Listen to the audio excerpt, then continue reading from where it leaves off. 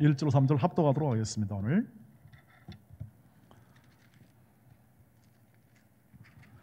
다 같이 읽겠습니다. 시작. 안디옥 교회 선지자들과 교사들이 있으니 곧 바나바와 느게리라 하는 시몬과 구레네 사람 루기오와 분봉왕 헤롯의 젖동생 마나인과 및 사울이라. 주를 섬겨 금식할 때 성령이 이르시되 내가 불러시키는 일을 위하여 바나바와 사울을 따로 세우라 하시니 이에 금식하며 기도하고 두 사람에게 안수하여 보내니라. 아멘. 네, 오늘 이 안디옥 교회가 5명의 리더들이 있었는데 그 중에 성령께서 두 사람을 택하여 바나바와를 택해서 선교사로 따로 파송하도록 세워라 했을 때 그들이 금식 기도하고 안수하여 두 사람을 보냈다 하는 장면으로 나와 있고, 이것이 오늘날로 말하면 세계 선교의 초점이 됩니다. 시작점이 됩니다. 그렇게 해서 사도 바울이 1차, 2차, 3차, 4차는 로마까지 가는 여정 속에서 수십 년간 사역을 해서 그 당시로 말하면 복음이 땅끝까지, 사도행전 1장 8절에 있는 복음이 땅끝까지 증거되는 그러한 여기 출발점이 됩니다. 그리고 이 사도 바울이 나중에 신약성경 거의 대부분을 씁니다.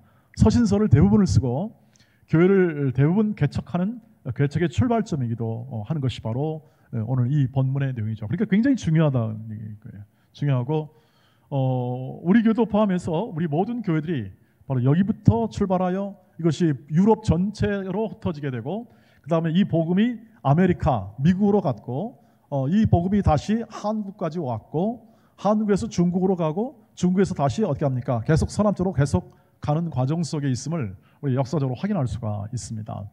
굉장히 교회사적으로 중요한 부분인데, 여기서 쓰임받는 인물이 바울과 바나바예요. 근데 바나바는 앞으로 2장, 13장, 14장, 15장 걸쳐서 하다가 이제 점차 이 선교사의 무대에서 점점 사라지게 되고, 바울은 계속해서 그 사역을 행하게 됩니다.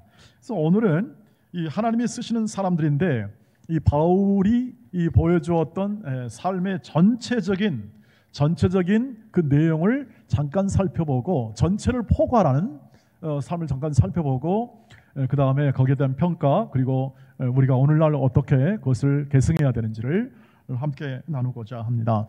여러분, 무엇보다도 이 일을 이루시는 분이 성령 하나님이심을 여러분 꼭 생각해 주시기를 바랍니다. 성령께서 불러서 성령께서 하신 일이에요.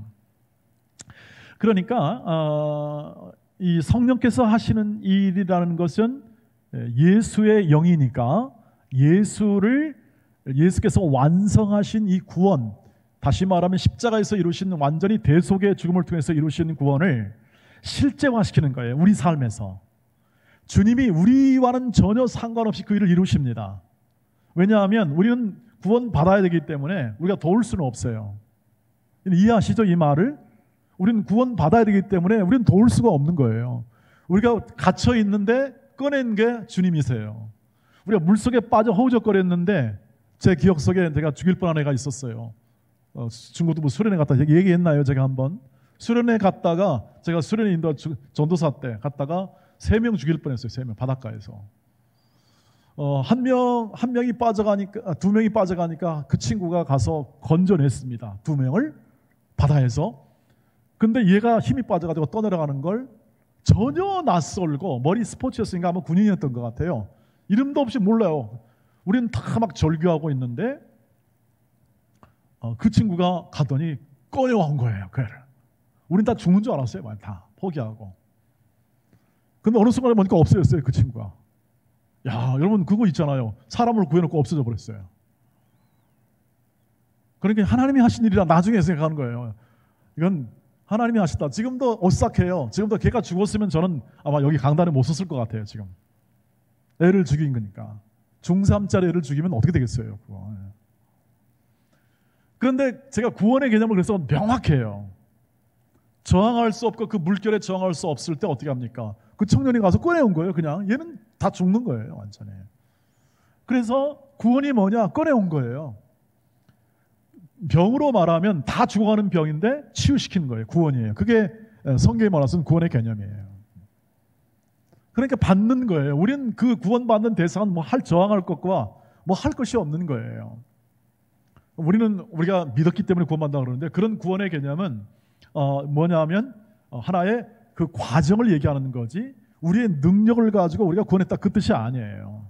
믿음이라는 건 그 과정을 통해서 우리가 구원받았다 그 뜻이지, 우리의 능력이 아니기 때문에 사실 우리는 구원에 대하여 아무 한 것이 없어요. 그래서 은혜라고 말을 해요. 은혜. 그래도 구원받았어요. 건짐을 받았다는 얘기죠.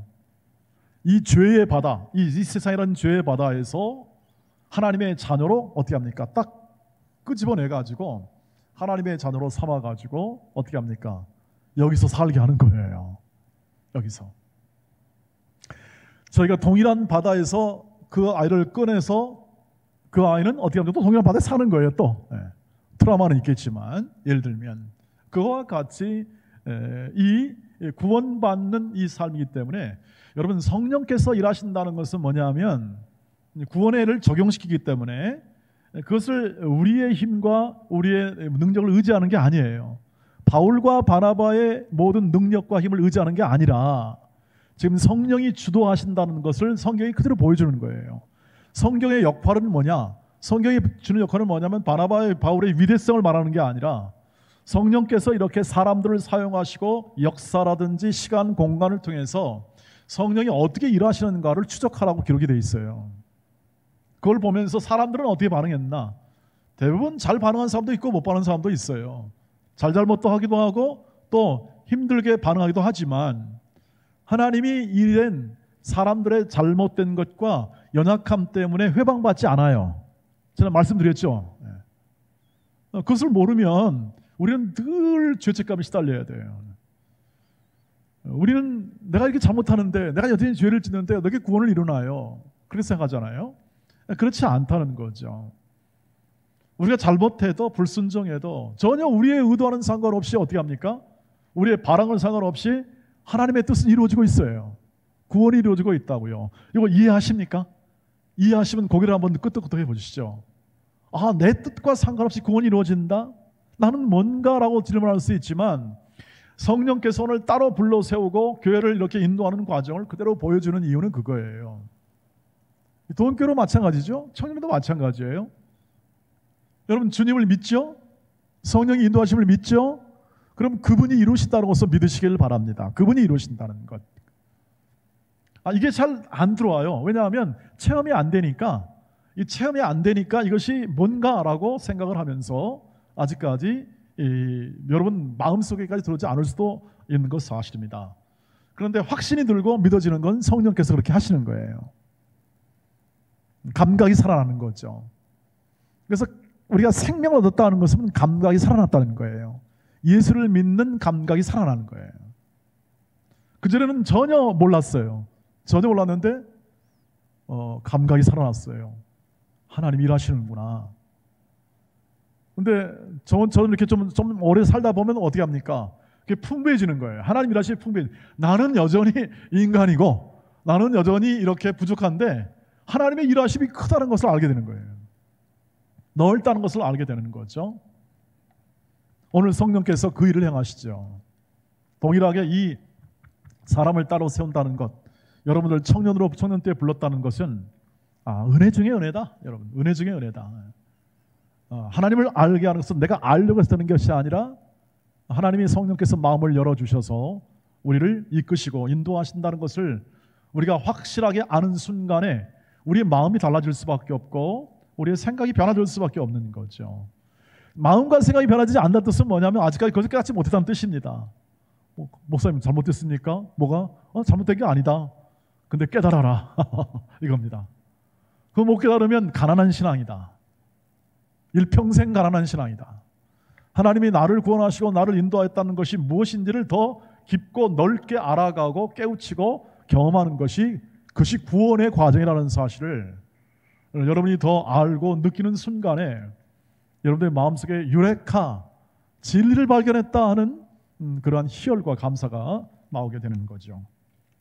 자, 근데 이제 바울을 얘기할 때 우리는 위대함을 얘기하고 바울의 저작과 바울이 행한 교회 사역과 그가 남긴 모든 것을 통해서 너무 우리의 마음 가운데 빛을 젖은 심정으로 바울을 대하기 마련입니다. 그런데 바울 자신은 정작 어떤가? 바울 자신의 증언은요, 자신의 삶이 도대체 어떤 평가를 받았는가에 대하여 고린도전서 4장 9절로 13절을 이렇게 얘기하고 있어요. 한번 보세요. 제가 읽어볼 테니까 여러분 주의 있게 한번 잘 보기로 합시다. 내가 생각하건대 하나님이 사도인 우리를 죽이기로 작정된 자같이 끄트머리에 두셨음에 우리는 세계 곧 천사와 사람에게 구경거리가 되었노라.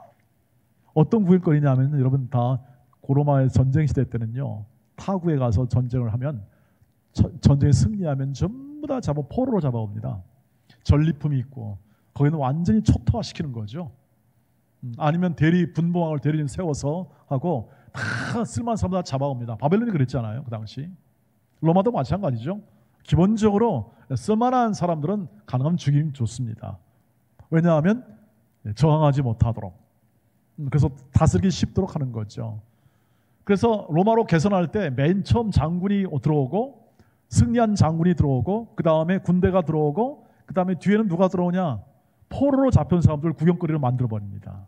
조롱하고 그리고 시기 끝나면 죽입니다.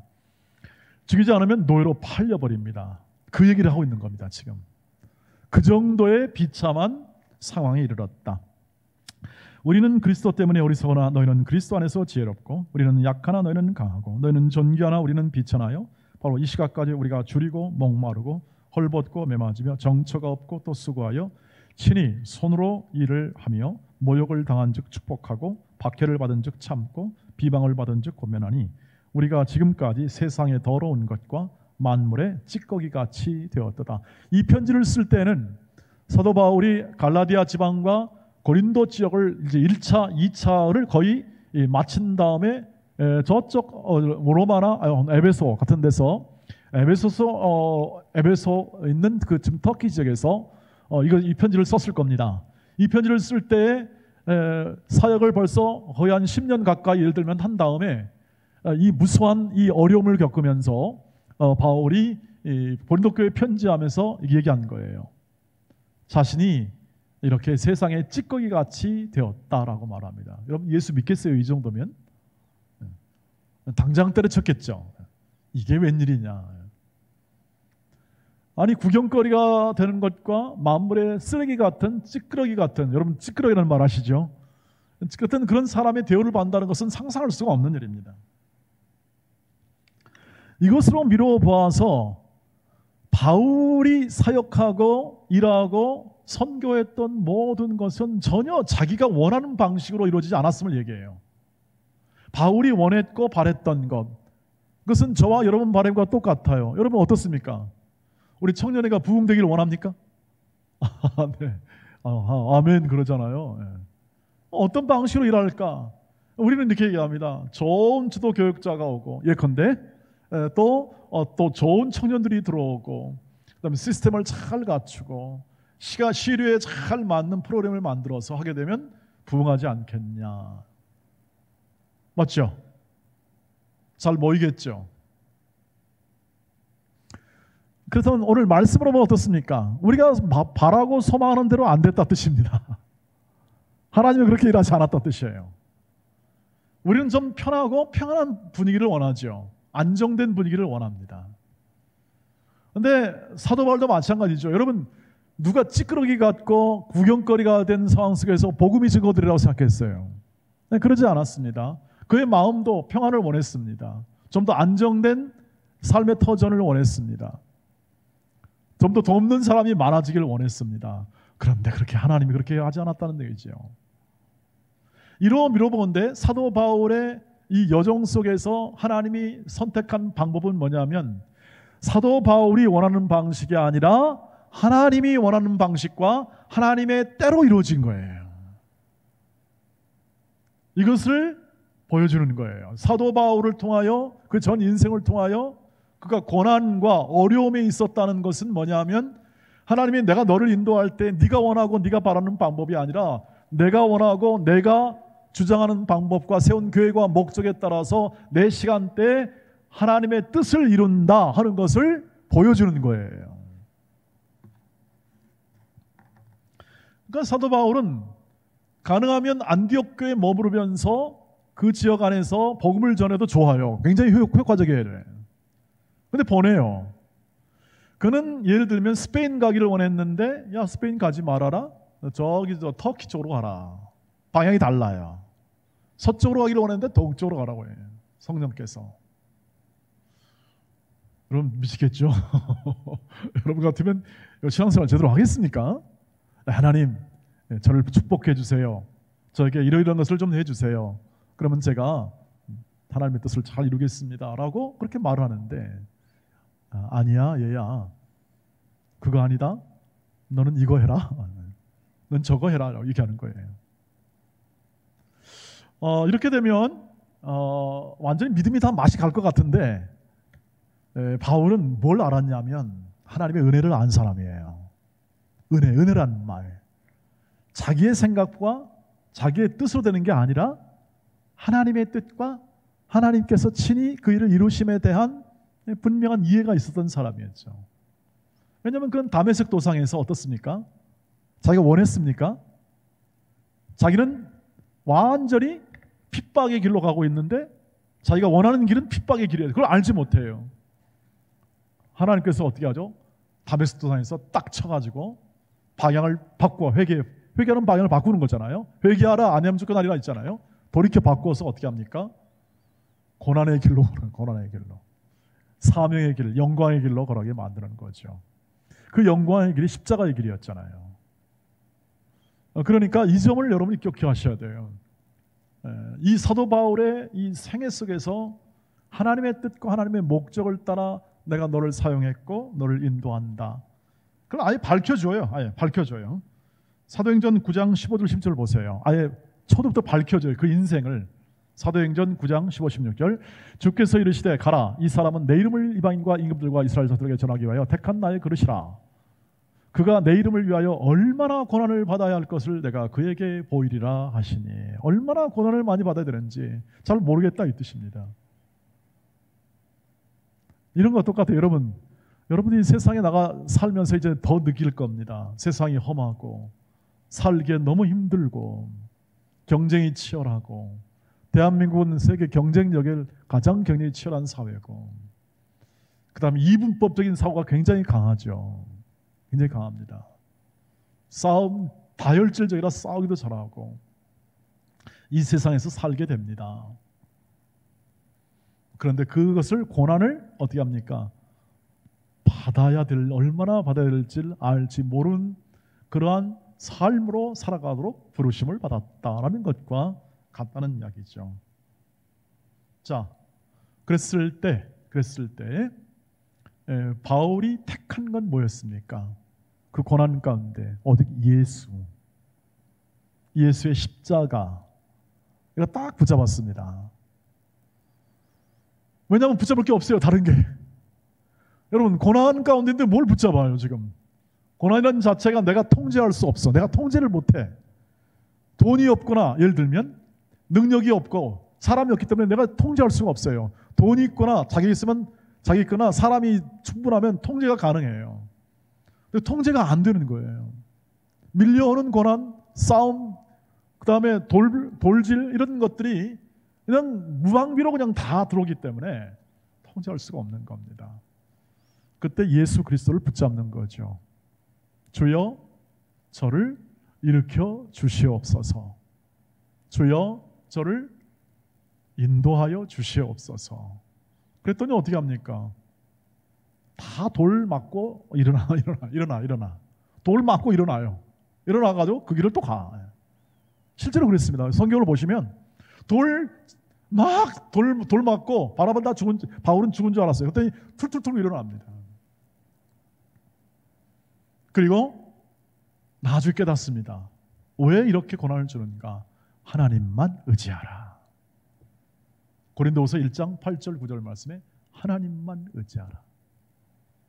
여러분 세상에 믿을 게 없다. 이런 말 있죠. 믿을 놈 하나도 없다. 아버지와 아들이 목욕탕 갔는데 아버지가 그랬습니다. 아들아 여기 시원하다 들어와라 그랬습니다. 아들이 시원한 줄 딱 들어왔더니 뜨거 그랬습니다. 속으로 그랬답니다. 세상에 믿을 놈 없다 그랬다고. 우스갯소리지만 여러분 우리가 걸어가는 길 속에 누굴 의지할 수 있고 누굴 믿을 수 있겠습니까? 우리 부모님은 가능하겠죠. 부모님 항상 계십니까? 곧 세상을 떠나시죠. 우리가 믿고 의지할 분은 하나님밖에 없음. 그것을 아는 것이 우리가 받은 구원의 과정입니다. 아는 것. 그래서 구약을 보시면 좀 더 알게 합니다. 알게. 깨닫게 하시는 겁니다. 우리 보고 뭐 전쟁하라 하는 거지 않고, 이스라엘 백성은 전쟁하지 않고 너희는 내가 가서 싸울 테니까 따라와라, 이렇게 얘기합니다. 실제로 모든 삶은 하나님이 계획하시고 인도하였다는 것은 뭐냐면 앞서 가신다는 뜻입니다. 여러분, 인도한다는 것은 앞서간다는 뜻이에요. 마치 우리가 이렇게 함께 할 때 목사님이 자 이렇게 갑시다 라고 하는 것처럼 여러분의 인생 가운데 하나님이 친히 여러분의 인생을 그렇게 인도하고 계신다는 것이죠. 보이세요? 그것이 보이시냐고요? 안 보이죠? 확신하고 마음으로는 확신해요. 근데 이게 다 약속으로 주어져요. 그때나 지금이나 완성되지 않기 때문에 약속으로 주어져요. 약속으로 주어져서 그 약속을 신뢰하고 걸어가는 거죠. 믿을 놈 없는 세상 속에서 어떻게 합니까? 하나님만이 분명하기 때문에 그 분명한 진리요 길이요 생명을 붙잡고 우리 길을 걸어가는 것이 신앙이에요. 오직 십자가, 오직 은혜로 내가 한 것이 아니고 하나님의 뜻이 이루어지는 것. 이것이 굉장히 추상적으로 보이는데 오늘 우리가 찬양하면서 했지만 성령이 인도하시는 것과 하나님의 인도하심에 대해서 구체적으로 눈을 뜨게 되거나 감각을 열어 그것을 확인하게 되면 분명해집니다. 물론 저라고 모든 것을 다 아는 것은 아니지만 살아가면서 거기에 관한 지식과 경험이 풍부하기 때문에 또 귀신과 그리고 또 이 기적과 이런 내용에 대해서 경험과 또 이해가 되기 때문에 그것이 축적이 되게 되면은 그 마음 안에 있는 확신이 훨씬 더 견고해지게 되죠. 그러나 불안과 염려, 이 본성에 의한 불안과 염려가 없어지는 건 아닙니다. 그러나 우리 안에 자라나는 확실한 믿음을 통한 신뢰, 하나님을 경외함, 이런 것들이 더 풍성해지고 더 견고해져서 우리가 걸어가는 길 속에서 우리를 지켜주고 인도함을 느낍니다. 그래서 십자가만을 붙잡고 십자가에 달리신 예수, 그분의 그 사랑과 크신 그 구원의 역사, 일하심을 계속 깨우치면서 그의 인생을 살아가게 될 때 그 결과로 수많은 하나님의 말씀이 기록이 되고 교회가 개척이 되고 그것을 성령께서 열매 맺게 하시더라는 겁니다. 여러분, 바울이 신약 성경을 대부분 썼다고 그랬죠. 그게 뭐냐면 서신이에요. 편지예요, 편지. 여러분 물어볼게요. 바울이 처음에 편지 쓸 때 야 이게 앞으로 성경이 될 거다 하고 알았을까요? 몰랐을까요? 상상해보세요. 몰랐겠죠. 아니 바울이 내가 지금 성경 쓴다고 쓴 거예요? 그거 아니에요. 고린도 성도들이 하도 속색이니까 고린도 교회 개척했잖아요. 개척하는 교회 성도들이 하도 속색했어요. 바울 당신 사도 맞아? 뭐 이렇게 못생겼어 그래요. 못생겼어. 바울이 외모가 좀 못생겼나 봐요. 당신 사도 맞아? 사도라면 좀 빳빳하게 좀 멋져야 되잖아. 왜 이렇게 외모가 상훈 형제 같으면 내가 인정하겠어. 얼굴 저 정도면 되겠는데 말이지. 거기 이 목사님 닮은 얼굴이 곤란하다 이거지. 사도 같지 않다 이 말이에요. 왜 이렇게 말은 또 더듬냐? 당신 추천서 있어. 그 당시 추천서 문화예요. 뭐 사도의 추천 증거가 뭐냐? 나 예수 만났다 이 뜻입니다. 성경 편지를 썼는데 다 이렇게 힘들고 어려울 때 고린도 교회에 편지 쓴 겁니다. 야 고린도 성도들아, 너네 정신 차려라. 그렇게 모르냐? 물론 나 약하다. 나도 약한데 약할 때 예수 붙잡고 십자가 붙잡았더니 그 안에서 능력이 나타나더라. 이렇게 얘기한 거예요. 편지를 쓴 거예요. 그걸 성령께서 감동하사 성경을 만드신 거예요. 이해되시죠? 그러니까 바울이 위대해서 그것을 만든 게 아니라 성령께서 위대하게 열매 맺게 하신 거예요. 그 말은 뭐냐면 여러분의 모든 진심 어린 하나님을 믿고 예수를 따르고 십자가를 따르는 그 삶을 진정과 성실함과 하나님을 믿는 그 믿음을 가지고 분투하고 노력하고 굳세게 믿음으로 행하는 모든 삶을 통하여 어떻게 합니까? 성령께서 그의 열매를 맺게 하실 줄 믿습니다 하는 우리의 신앙이 그 안에서 형성이 된다는 거죠. 여러분의 자격과 능력의 문제가 아니라 십자가 붙들고 십자가의 길을, 즉 사랑의 길이에요. 이 세상에 견줄 수 없는 그 사랑의 길을 걸어가고 그 사랑을 이루기 위하여 애쓰고 그 사랑을 넘어서는 예수의 그 크신 사랑 앞에 감사하고 그 사랑을 힘입어 이 땅을 살아가면서 진정한 십자가의 은혜와 그 사랑을 부여안고 그 사랑을 함께 나누는 삶과 일생과 분투와 노력을 통해서 성령께서 빚어가신다는 거예요. 그 결과를 그래서 주께 맡기는 거예요. 우리는 순종함으로 살아가고 그것을 이루는 삶을 살아가요. 그 중에 한 사람이 바로 사에리시 선교사예요. 여러분 유관순 누나 알죠? 유관순 누나 아십니까? 모르면 간첩이죠. 우리 때도 유관순 누나 있는데 여러분도 유관순 누나예요? 여러분 유관순 할머니죠. 이분이 예수 잘 믿는 거 아시죠? 근데 예수를 잘 믿는데 그 일을 얼마나 했어요? 일 많이 했나요? 그가 몇 살에 죽었나요? 유관순 누나가, 유관순 할머니가 18살 때 죽었습니다. 뭘 얼마나 했어요, 유관순이? 근데 그는 지금 어떤 열매를 맺고 있냐? 3.1 운동의 아이콘 아닙니까? 아이콘. 그게 신앙으로 된 겁니다. 18살 때인데요. 지금은 물론 지금으로 말하면 고등교육을 받은 사람이긴 맞아요. 이화학당이니까. 근데 그 이화학당을 가게 만든 사람이 누구냐? 사에리시 선교사예요.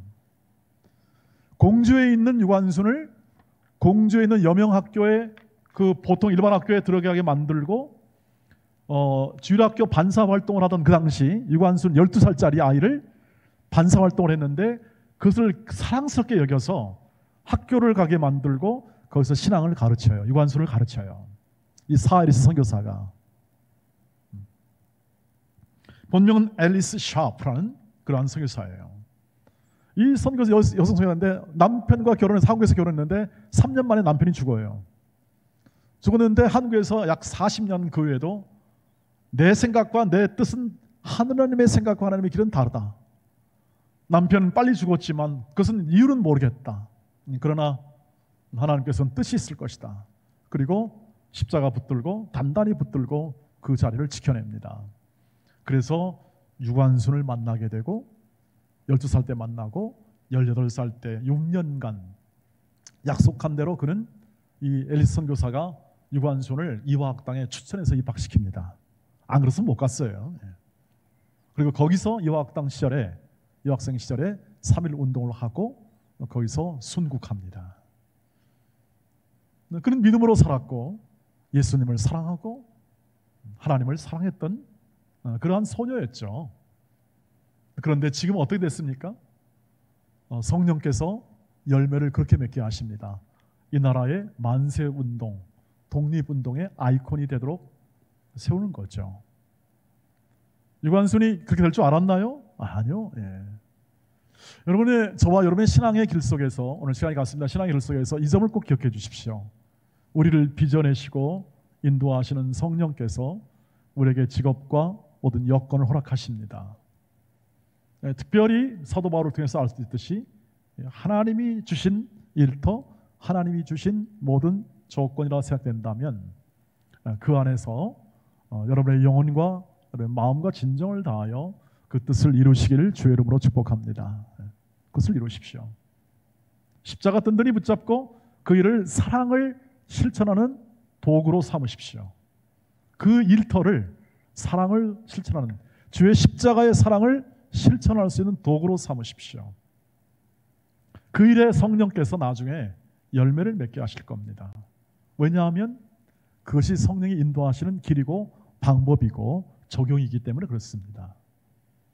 그걸 안다면 우리가 이 시절부터 꿈도 사랑의 꿈을 꾸고 우리의 비전도 십자가의 사랑을 나눌 수 있는 그러한 비전을 세워서 그 뜻을 따라 이루시는 하나님의 은혜 안에 멋진 인생을 살고 열매 풍성한 인생을 나중에 거두게 될 겁니다. 여러분이 못 거둬도 유관순 누나처럼 그 다음 세대가 그것을 열매를 거두고 그 사람을 기억하고 그 사람에 대해서 말하게 증언하게 될 것입니다. 내 증이란 표현은 그것이죠. 예수로 살고 예수로 우리의 신생을 경영하다가 죽습니다. 그리고 죽음이 말할 수 있고 기록이 말할 수 있고 우리의 삶이 말해줄 수 있습니다. 그것이 우리가 오늘 기억하는 우리 사도 바울의 생애를 통해서 말씀을 통해서 확인하는 하나님의 뜻이요 인도하심이니, 사랑하는 우리 청년 여러분, 우리의 방향과 우리의 뜻은 맞지 않다 할지라도 오직 일양 미쁘시고 선하신 하나님의 인도하심에 여러분의 관심과 초점을 맞추고 힘있게 여러분의 직장, 사업 혹은 또 일터 속에 그 하나님의 뜻을 구하고 찾고 두드리며 성실함과 진실함으로 행하여 열매 있는 인생과 삶을 거두시기를 주의 이름으로 축복합니다. 기도하겠습니다. 자비하신 아버지 하나님, 은혜로우신 아버지 하나님, 예수를 보내시고 또한 사람들을 보내시고 그리고 사도 바울과 바나바를 보내시고 또 여러 주의 종들을 보내시고 열매 맺게 하신 그 놀라운 인도의 방법을 감사합니다. 비록 고난 가운데 있었지만 하나님만 의지하여 십자가만을 의지하여 살게 하시고 오늘 우리의 삶 가운데 이 세상에 살게 하신 하나님께서 우리 직장과 가정과 일터와 교회와 모든 삶의 현장 속에서 하나님의 뜻이 이루어지고 예수의 사랑이 풍성히 전해지는 놀라운 열매 맺는 인생을 살아가도록 우리 청년들에게 영안을 뜨게 하시고 믿음을 굳게 하시고 또 하나님의 사랑을 깊이 깨닫게 하옵소서. 예수님의 이름으로 기도하옵나이다. 아멘.